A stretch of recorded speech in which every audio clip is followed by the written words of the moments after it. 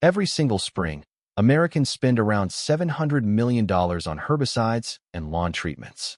A significant portion of that money goes toward killing one specific plant, a plant that, according to the USDA's own nutrient database, contains more vitamin A per 100 grams than almost any other food on Earth. More than carrots, more than sweet potatoes, more than kale.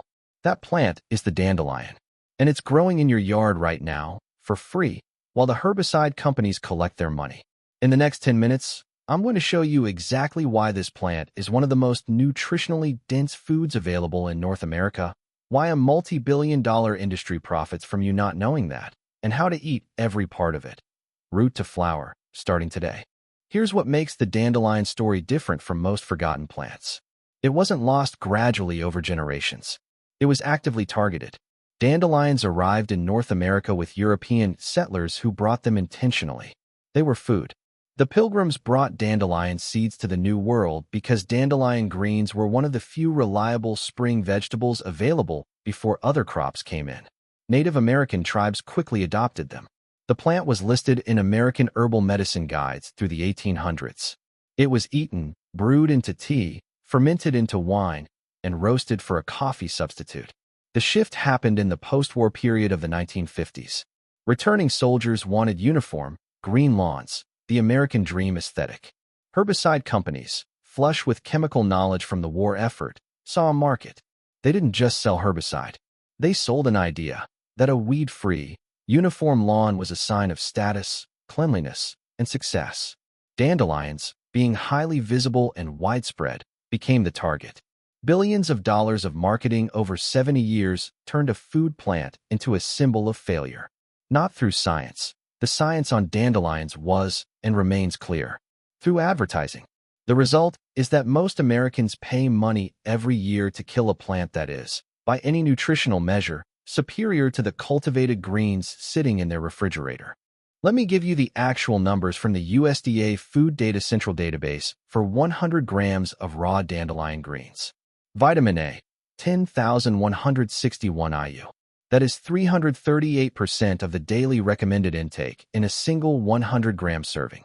Carrots, which everyone thinks of as the vitamin A vegetable, contain around 8,285 IU per 100 grams. Dandelion greens beat them. Vitamin K. The USDA lists dandelion greens at 649% of the daily recommended intake per 100 grams. To give you a sense of what that means, vitamin K is essential for bone density, blood clotting, and according to emerging research, reducing neuronal damage associated with Alzheimer's disease. Dandelion greens contain nearly 7 times your daily requirement in every 100-gram serving. Vitamin C, 35 milligrams per 100 grams, covering roughly 39% of the daily recommended intake. Calcium, 187 milligrams, about 19% of your daily needs. Iron, 3.1 milligrams, which is 39% of the daily recommended amount for adult men. Protein, 2.7 grams per 100 grams. Fiber, 3.5 grams per 100 grams. And at only 45 calories per 100 grams, dandelion greens have one of the highest nutrient-to-calorie ratios of any food, wild or cultivated. They also contain significant amounts of potassium at 397 milligrams per 100 grams and notable levels of magnesium, riboflavin, folate, and vitamin E. This is not a marginal food. This is a nutritional powerhouse that your lawn care company is charging you to eliminate. If you live in North America, Europe, or most of the temperate world, you already know exactly what a dandelion looks like. But let me be specific about what you're looking for when you're harvesting for food, because timing and location matter. The leaves grow in a rosette pattern directly from the ground, with no true stem. They're deeply lobed and toothed, jagged in a way that points back toward the center of the plant. That distinctive tooth pattern is actually where the name comes from. Dandelion in Old French, meaning lion's tooth. The hollow flower stalks rise directly from the root, topped by the familiar yellow flower in spring and the white seed globe later in the season. For eating, harvest leaves in early spring before the plant flowers, when they're young, tender, and least bitter. As soon as the plant flowers, the leaves get significantly more bitter, still edible, still nutritious, but more of an acquired taste. If you want to reduce bitterness at any point in the season, blanching the leaves in boiling water for 30 seconds takes most of it out. The most important harvesting rule: only take dandelions from areas you know have not been treated with herbicides or pesticides. Your own untreated lawn is ideal. Parks and roadside areas are risky. Assume they've been sprayed unless you know for certain they haven't. The plants absorb whatever's in the soil and whatever's been applied to them. The whole plant is edible: leaves, flowers, buds, and roots. Every part. Different preparations for different parts, which I'll cover next. Here is something most foraging guides don't tell you clearly. The dandelion gives you 4 completely different food products from a single plant, and each one is distinct. The leaves are the most versatile. Young spring leaves go straight into salads. They have a pleasant bitterness similar to arugula or radicchio. If that's too strong for you, blanch them for 30 seconds and the bitterness drops dramatically. Sauté them with olive oil and garlic, same as you would any leafy green, and they become mild and savory. They can also go into soups and stews in the last few minutes of cooking. Nutritionally, leaves are the most valuable part. That's where the vitamin A and vitamin K are concentrated. The flowers are sweet and mild. Pick them fully open on a sunny morning.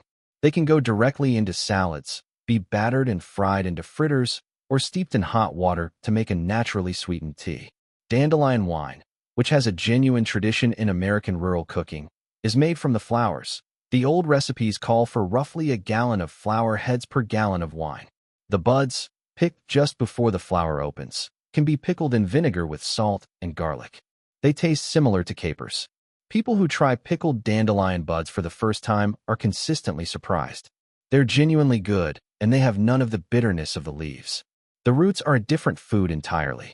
Dig them in fall when the plant has moved its nutrients back into the root for winter storage. Wash them, slice them thin, and roast them at 375 degrees for about 20 minutes until they're dark brown and fragrant. Ground roasted dandelion root makes a coffee-like drink with no caffeine.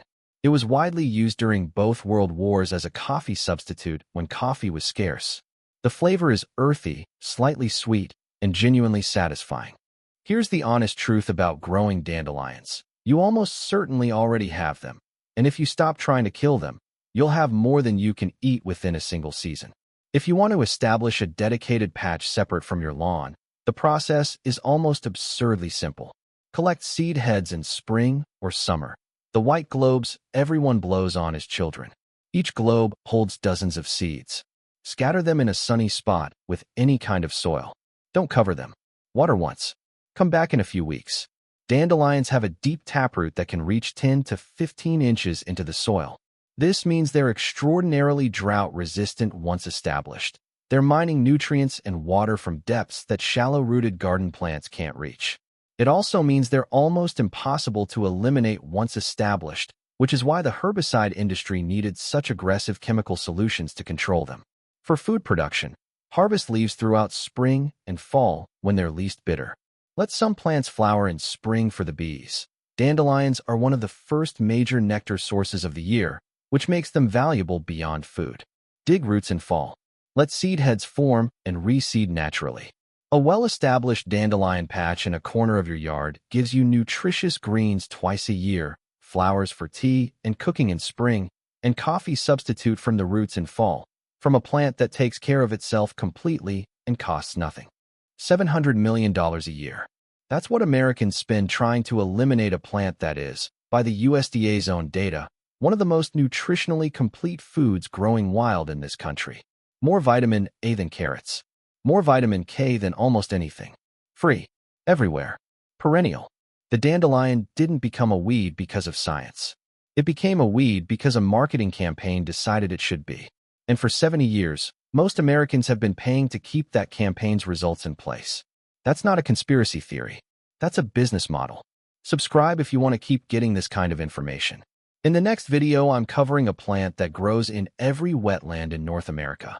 Provides something edible in every single season, spring, summer, fall, and winter, and was called the supermarket of the swamp by Native American tribes who relied on it as a year-round food source. You've seen it 1,000 times and never thought of eating it.